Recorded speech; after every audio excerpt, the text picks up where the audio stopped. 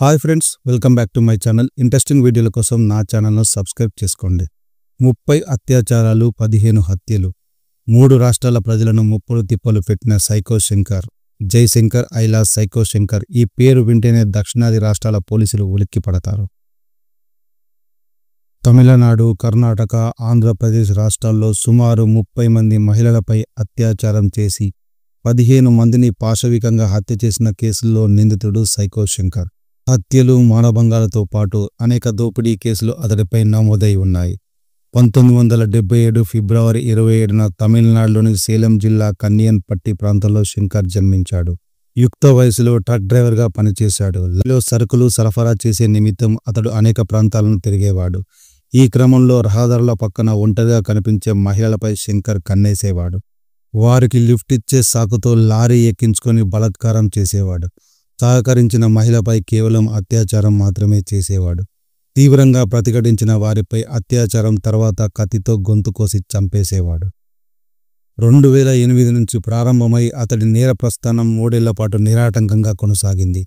2011లో పోలీసులకు పట్టుబడే వరకు అతడు 30 మంది మహిళలను రేప్ చేసి అందులో 15 మందిని చంపేశాడు.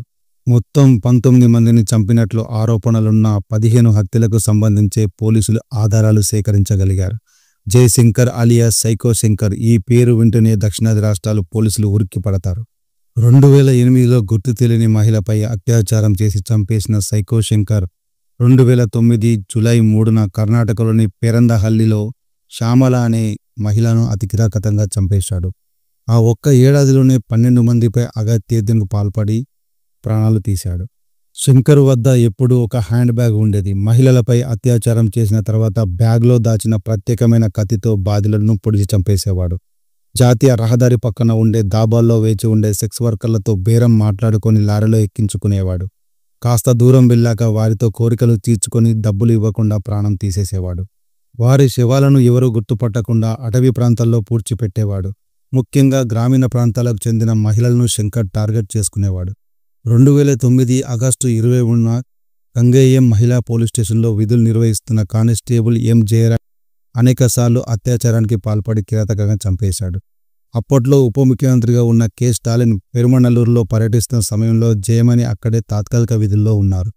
ఆ సమయంలోనే సైకో శంకర్ ఆమెను కిడ్నాప్ చేశాడు. సెప్టెంబరు 19 జయరాణి మృతదేహాన్ని స్వాధీనం చేసుకున్నారు.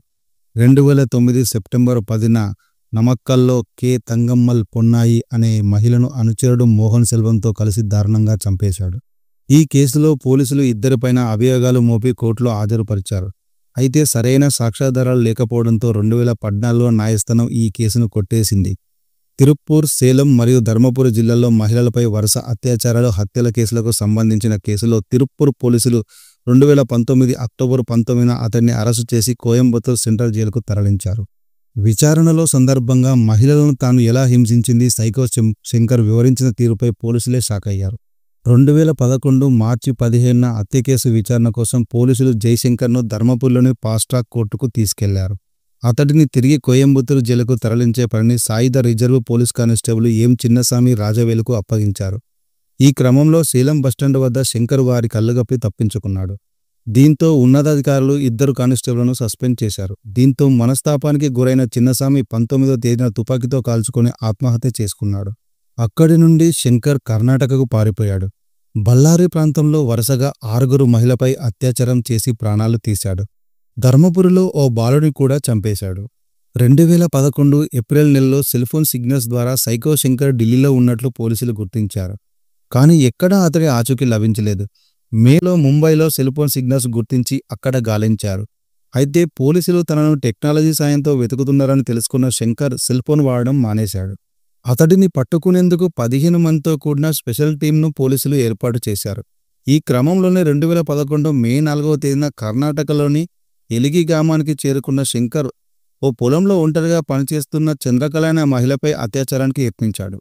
ఆమె కేకలు వేయడంతో మహిళ భర్త, స్థానికులు అక్కడికి చేరుకుని శంకర్ను పట్టుకుని చిత్రదుర్గ పోలీసులకు అప్పగించారు.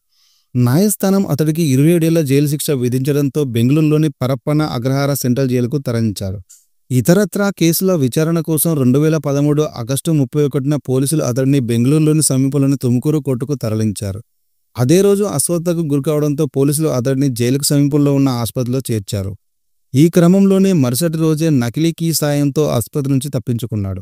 అతడికి సహాయం చేశారన్న అనుమానంతో ఉన్నతాధికారులు 3 వార్డెన్లు, 2 జైలర్లు, 6 సెక్యూరిటీ గార్డులను సస్పెండ్ చేశారు. అతడిని పట్టుకునేందుకు పోలీసులు కర్ణాటకతో పాటు తమిళనాడు, ఆంధ్రప్రదేశ్, కేరళ, మహారాష్ట్రల్లో గాలించారు. చివరికి బెంగళూరులోని కుడ్లు గేట్ దగ్గర శిథిలమైన భవనంలో సెప్టెంబర్ 6న అతడిని అరెస్టు చేశారు.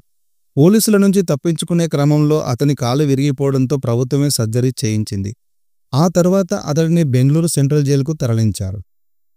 కొన్నాళ్లపాటు జైల్లోనే ఉన్న శంకర్ 2018 ఫిబ్రవరి 25న తప్పించుకునే ప్రయత్నించాడు. వెంటనే స్పందించిన పోలీసులు అతడిని పట్టుకుని చీకటి గదిలో వేశారు. ఫిబ్రవరి 27 అక్కడే బ్లేడ్తో గొంతు కోసుకుని ఆత్మహత్య చేసుకున్నాడు. రక్తపు మడుగులో ఉన్న అతడిని పోలీసులు విక్టోరియా ఆసుపత్రికి తరలించగా అప్పటికే చనిపోయినట్లు డాక్టర్లు చెప్పారు. మహిళలపై అత్యాచారాలు, వరుస హత్యలతో 3 రాష్ట్రాల పోలీసులను ముప్పుతిప్పలు పెట్టిన జయశంకర్ అలియాస్ సైకో శంకర్ చివరికి దిక్కులేని పరిస్థితుల్లో ఆత్మహత్య చేసుకున్నాడు.